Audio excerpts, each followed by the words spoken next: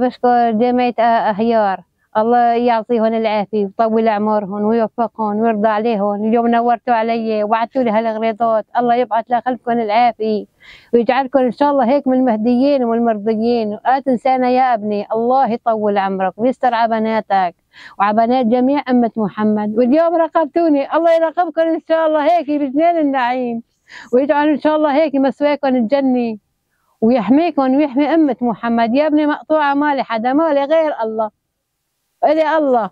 وأنتم يا أهل الخير، يا أهل المروي، يا خلق، يا عالم، لا تنسوني، سيأجيه الله عليكم من شان الله. والله العظيم مقطوعة مالي حدا، بعيوني ما بشوف فيهن. هاي إيدي متصوي فيها، وإيدي هون متصوي هاي فيها قذيفة، وإجري والله فيها اثنين، وقاعدة حطيطة وبعيوني ما بشوف فيهن. بدي أعمل عملية والله يا ابني وما عندي.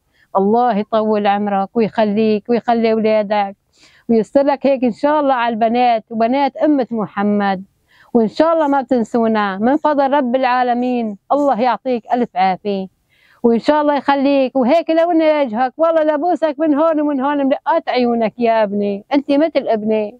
وإن شاء الله بعهد الله أنت أخويا وابني وأنت قرايبي وأنت روحي، أنت بجميع أمة محمد. الله يطول عمرك يا عيني، الله يوفقك، لا تنسوني. هيك كان مرأة خرجية يعني أنت بتعرف الحال. والله العظيم وقاعدة صار لي يومين من عدا أكل، توا أكلت هيك خبز، تميت يومين على الشنق والله حتى أحسنت أكله.